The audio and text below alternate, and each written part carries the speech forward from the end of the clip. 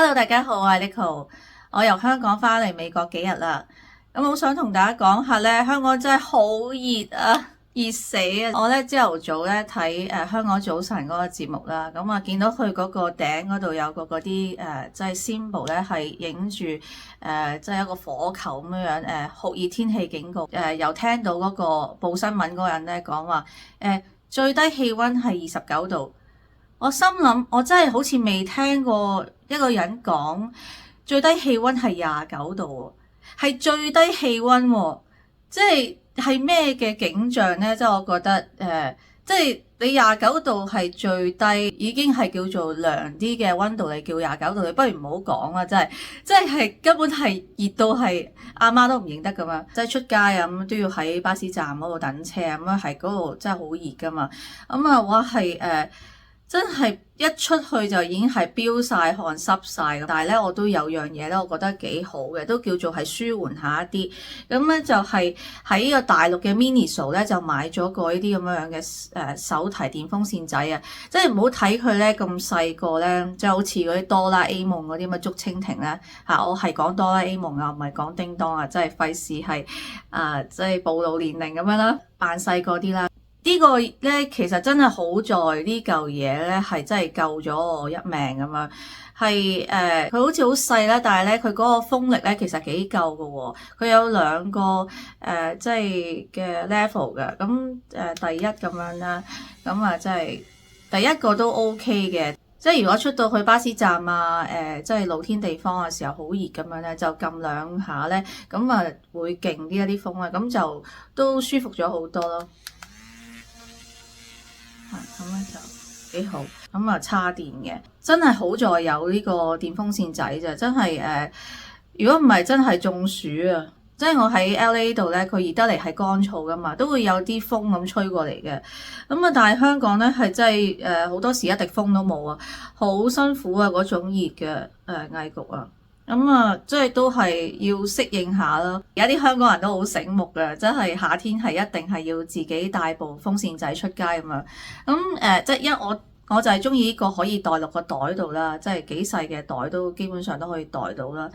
咁最誇張咧係我見到有一家人咧。係搭緊巴士嗰陣時見到佢哋用，咁即係其實喺巴士入邊都有冷氣㗎啦嘛，咁但係即係佢啱啱上車都係好熱，咁我都見到佢哋攞部風扇出嚟用咧，佢嗰個手提電風扇咧好誇張喎，俾大家睇，佢真係帶呢一種 size 嘅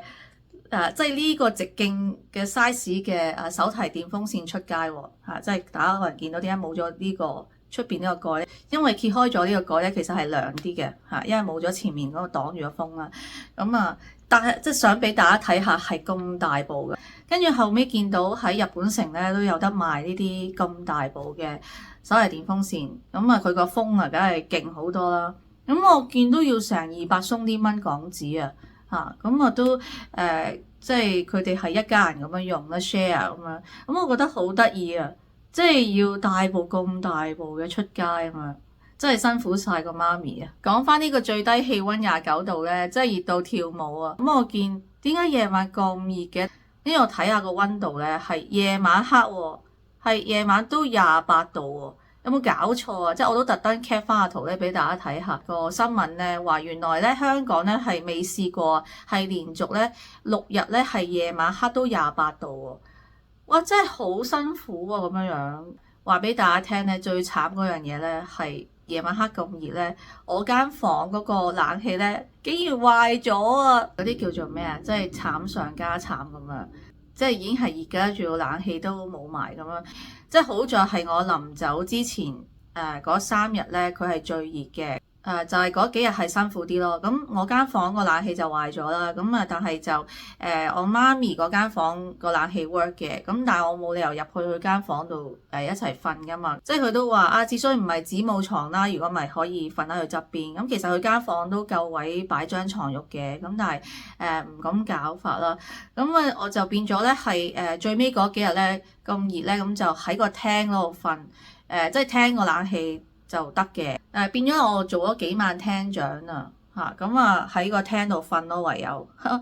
咁啊我媽咪都話唔好意思啊，真係我翻嚟但係就個冷氣就壞咗咁樣樣，咁但係我話因為始終我唔係成日翻嚟啦，咁啊睇下點先啦，睇下整唔整個冷氣啦，呢樣嘢都幾難忘咯，真係真係要瞓廳咁樣，房真係瞓唔到啊，已經係咧2把風扇咧對住我咧，但係都係唔及嗰啲冷氣嗰種凍法噶嘛，即係始終係。都係會熱醒咯，個頸都係會濕噶嘛。同埋講起冇冷氣呢樣嘢咧，同大家分享下，即係爆下啲嘢俾大家聽下。我係即係以前咧係初第一次嚟 LA 嘅時候，就係即係我親戚就叫咗我嚟探佢啦。咁就我唔知好唔好講咩親戚啊。咁叔父輩嗰啲啦，咁佢咧就叫我過嚟 LA， 就係佢啱啱買咗間屋喺羅蘭崗嘅嚇，咁就佢即係啱啱裝修緊啦，咁其實即係啲冷氣啊嗰啲佢未裝嘅，咁嗰陣時係暑假嚟噶嘛，哇真係熱到癲咗，咁啱嗰幾晚又好熱喎，咁佢係得一把風扇喎，咁跟住佢就俾咗我咯，因為又夜啦，咁唔夠時間出去又買把風扇，咁即係第二日先再去買啦，咁但係嗰晚咧佢就俾咗一把風扇我，變咗佢冇得用咯，即係原來係咁熱咧，係已經冇冷氣嘅辛苦啦，再冇埋風扇真係會死人嘅喎，咁佢咧第日就同咗佢朋友啦，係都有啲阿叔咁樣嘅，咁一齊飲茶咁樣咧，就講開佢話，琴晚真係熱死啊！佢話真係冇辦法瞓到啊！佢咧就瞓喺個地下嗰度喎，即係佢嗰啲係啲有木地板噶嘛，咁佢又瞓喺個地下嗰度涼啲啊！佢成晚就瞓個硬地喎，咁佢嗰個朋友咧就同佢講話。哎呀媽！你瞓地下咁慘啊！即係寧願你揸車過嚟我哋屋企瞓 sofa 都好啊！即係起碼有冷氣啊！喺 LA 咧又冇風扇又冇冷氣咧會死嘅。原來熱咧係會發揮到自己嘅創意嘅。你知唔知我日頭咧係熱到咧，我行去佢附近嗰個圖書館咧係涼冷氣啊！點知入邊咧又係成堆人喺度諗住涼冷氣啦，因為人又多啦，跟住嗰個冷氣又開得唔夠勁啦，即係開埋嗰啲咩24、25度嗰種。即係啲冷氣都係得個少少啊，都係唔夠嘅，咁所以都係好過冇咁解嘅啫。咁就日頭一係咧就去圖書館度涼冷氣啦。如果唔行去圖書館咧，我仲用咗另一個方法，嗰個仲極端嘅，即係好似覺得一個人咧係俾人逼到埋牆咧，係諗到冇嘢好諗咁。因為唯一佢屋企咧最凍嗰個位咧就係咩咧？就係個雪櫃啦。我就真係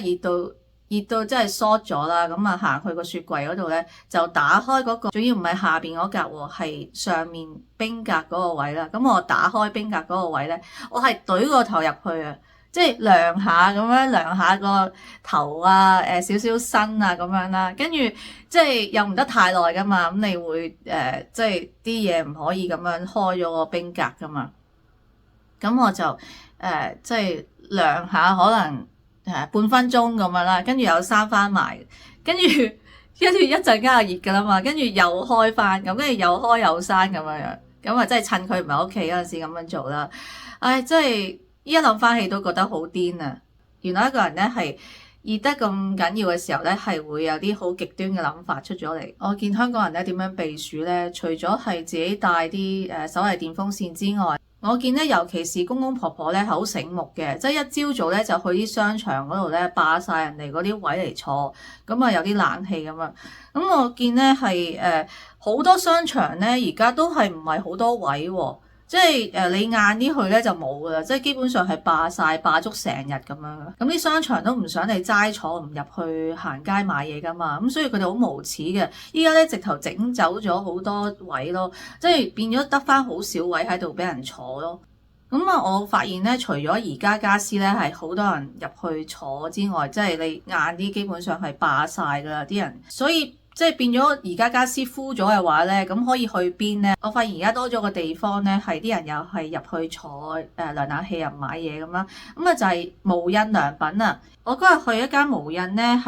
又係有啲公公婆婆咧坐咗喺度啊！我都唔記得點解佢會有啲凳喺度。即係我覺得啲人好醒目嘅，即係香港人係好適應能力好強嘅，即係好似良禽擇木而棲咁啊嘛，即係如果一度敷咗咧，就會即係諗辦法去揾第二度去坐噶嘛，咁啊唔使使錢啊嘛。咁啊如果去 Starbucks 啊或者去飲喜茶嗰啲，真係都幾貴下一杯嘢飲噶嘛。啊，仲有笪地方我見到有啲人坐 food court 咯嚇，咁啊佢都唔理你嘅，你唔叫嘢食都。佢又奈你唔何嘅。如果喺屋企咧，日頭長開個冷氣咧，啲電費真係好金。喺香港翻咗嚟冇耐啦，咁啊都仲有好多嘅回憶啊。喺香港啊，或者去日本啦，跟團，即係睇到好多事物啊。咁啊都想一一同大家分享啦。咁我之後都會繼續拍啲片去